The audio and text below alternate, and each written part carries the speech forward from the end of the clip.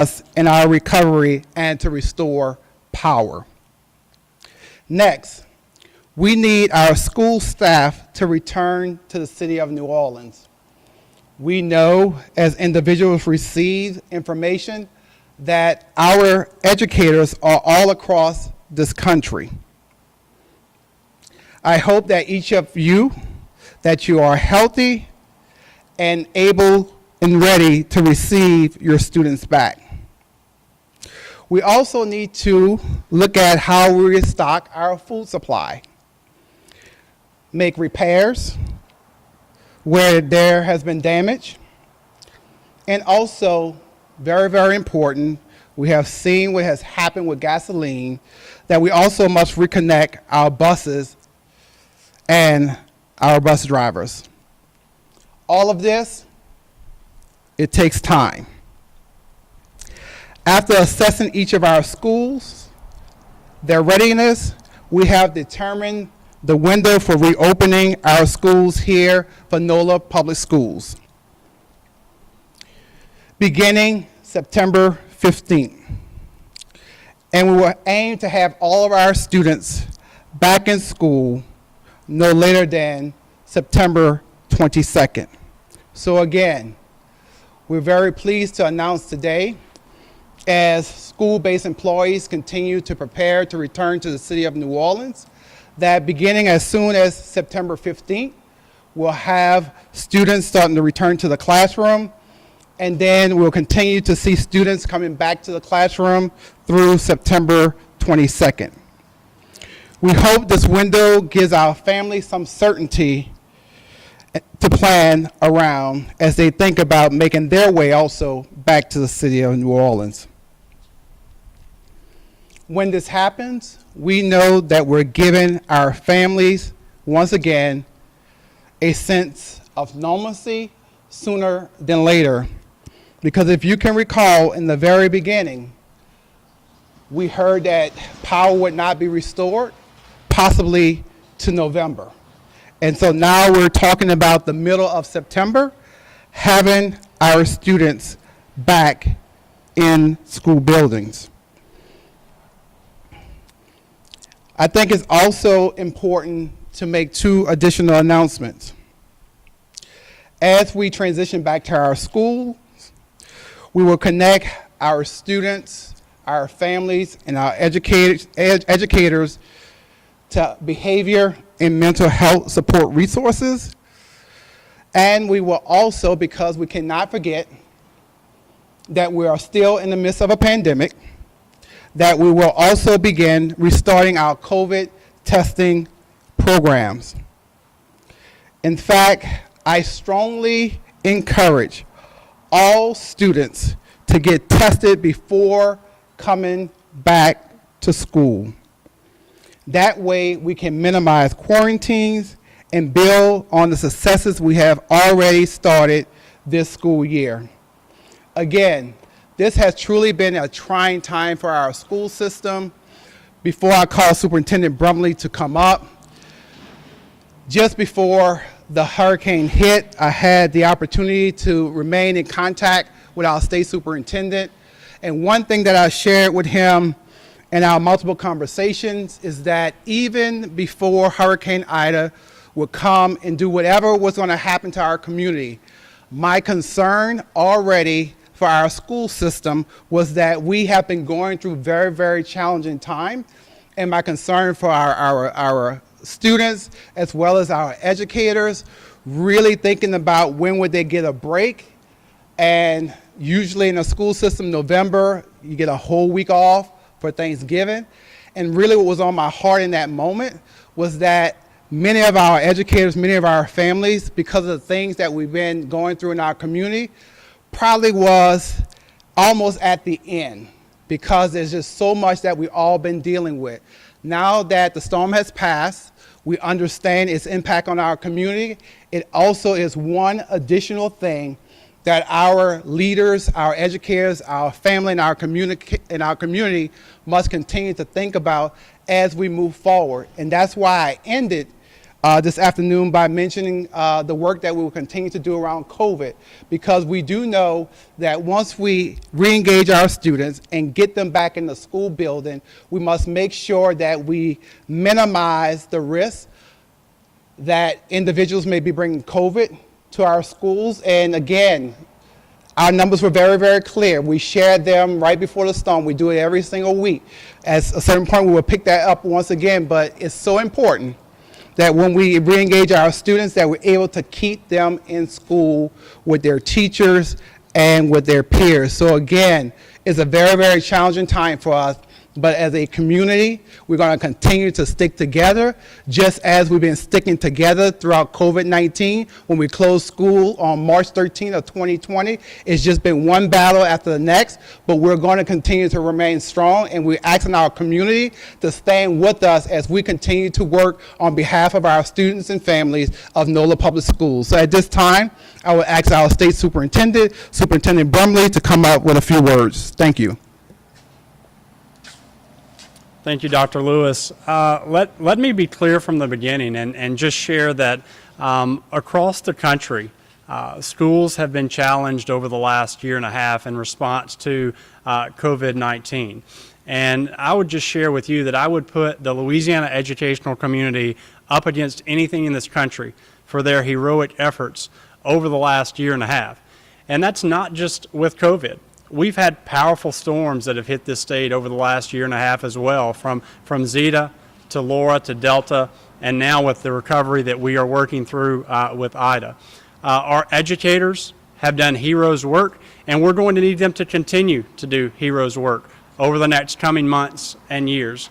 We know that our students did lose a little bit in terms of their learning over the last 2 years, but we also have a really strong plan in place for academic recovery and acceleration. And I'm thankful to be here today with Dr. Lewis, but also various leaders from within this community who are working hard every single day with students. We just wrapped up a session here in the building where I had the opportunity to hear from these leaders, hear from them on what's on their heart, hear from them about the passion that they have for the success of their children. And I am leaving that meeting knowing that this community is in good hands because of the strong leadership that is in place here educationally. Our office stands ready to help and support communities throughout Southeast Louisiana during this recovery. Right now, we know we have about 250,000 students as of today who are not in school as a result of Hurricane Ida.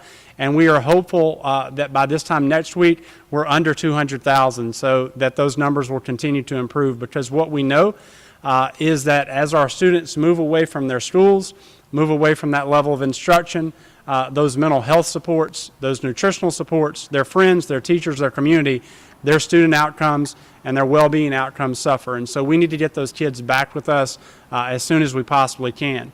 I'm thankful to have seen today the efforts both in Jefferson Parish and here in New Orleans to get our schools back up and running. It has been an impressive undertaking so far, and the work is still ongoing. So I want to again thank Dr. Lewis for having me here today, and just tell him and the leaders that are with us today, thank you, but also members of the community. You should know that you have school systems in Southeast Louisiana that are working hard to make sure that they can get up and running as quickly as possible in a safe environment. So thank you.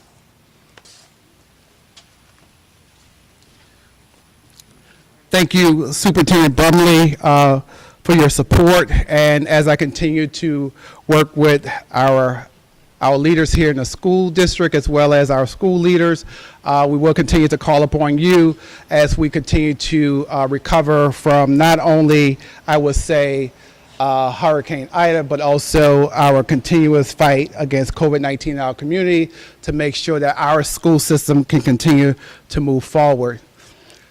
We're also very thankful that today we have the leader of Sophie B. Wright, Ms. Sharon Clark, as well as the leader of the Algiers Charter School Association, Mr. Talay Lockett, with us today. I also have my Chief Operating Officer, Tiffany Delcor, who will be also available to answer questions, because at this time, what we're going to do is transition into our question and answer period. And so at this time, I'll turn it over to Ms. Hasiotis to help guide the, oh, Christy, thank you. No problem. Okay, we're gonna open up the floor for questions. Please keep your questions on topic and brief. We will open up the floor right now, so who wants to start first? In the back? Hi, Marta Velez. Can you talk a little bit about what, this might be a question for Tiffany, what percentage of the buildings have we seen are damaged, what percentage have power back? And then also, how are you, we know we've had mold issues and stuff in the past when buildings have sat on ventilators for a long period of time, so talk about how you're mitigating those. Yes. So I'll have my Chief Operating Officer, Tiffany Delcor, to come up, but as she's coming up, I will be able to share right now that we were able to assess all of our buildings. We know the condition that they are, and Tiffany and her team has actually been working with our contractors to be able to address the needs that we have identified. And so, Tiffany, if you'll come up at this time. Absolutely, thank you. So of our 88 school facilities, we have 22 that receive some level of damage. Really only one that has significant levels of damage that may impact the start date of having school in that building. Part of our efforts here are making sure that we're focused on disaster recovery. We in Southeast Louisiana have had too much experience with this, so we actually know how to proceed with these needs. We are assessing every building's need of when they're able to have power restored. So far, about half of our buildings have power restored. Entergy is providing daily updates on when power is restored and also changing their estimated timeline of restoration for us. So we have a live and real-time connection with Entergy on that work.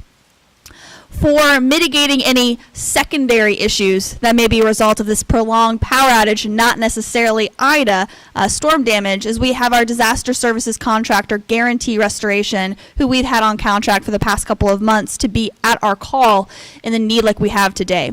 For example, Douglas High School has had significant damage. We have multiple generators, multiple dehumidifiers. If you were driving around that campus, you would see a lot of equipment out front. We're assessing the needs of all of our buildings and have ready at our deploy assets to make sure that we are dehumidifying and removing any water. Over the weekend, we stayed focused on removing wet materials from all our buildings and then started the dehumidification process. This building right now, we have a 1 megawatt generator hooked to this building to make sure that it can function as our command center. And as power is restored, we'll break down those generators and move those assets as necessary.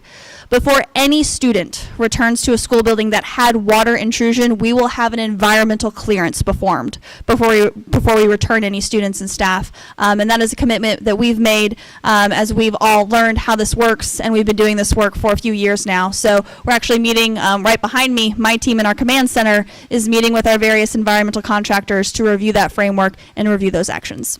Thank you.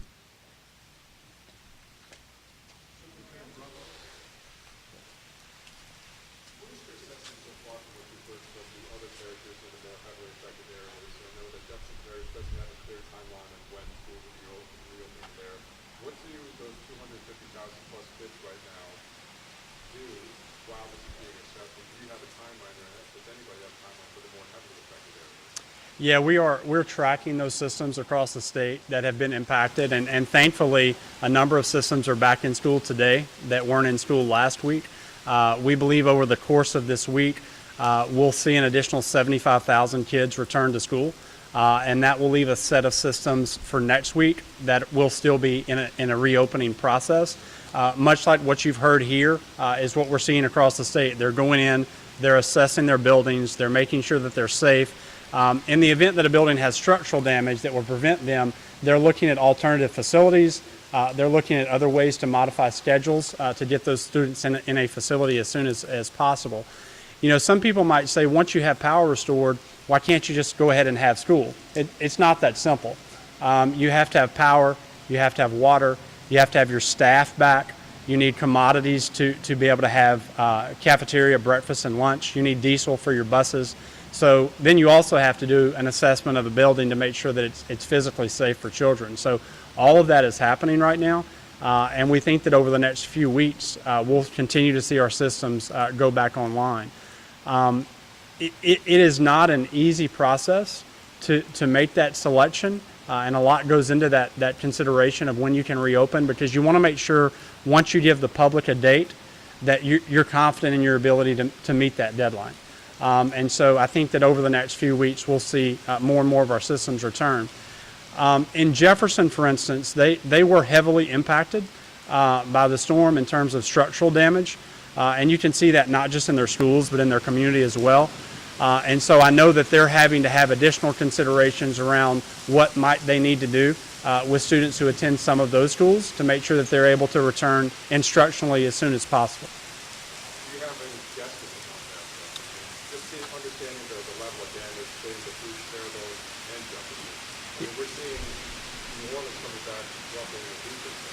Yeah. But what about those other districts? Yeah, I need to let Jefferson speak for Jefferson. I would think that a target as ambitious as what we're able to set in Orleans probably is not doable for Jefferson, just being on the ground there today. I'll be on the ground in Terrebonne and Lafourche tomorrow, and I'll have a better sense of that tomorrow. What I can tell you about Jefferson after being there today is in meeting with the superintendent and meeting with various board members, they are very concerned about getting their kids back to their facilities as quickly as they possibly can. Chris Walker with UGNO. Excuse me, for those areas that are pretty much uninhabitable right now, is there a game plan to try and get some of these students into other districts or try and set them up virtually, wherever they might be, so that way they can continue their education? Yeah, so we put out guidance at the end of last week so that systems throughout the state would be able to enroll students who are displaced temporarily or permanently. And so systems throughout the state right now have the ability to enroll students who have been displaced through this storm. That's the case in both traditional public and public charter throughout the state of Louisiana. We don't want a family to be displaced and not have the ability to have their kid in school, so we're making that an option throughout the entire state.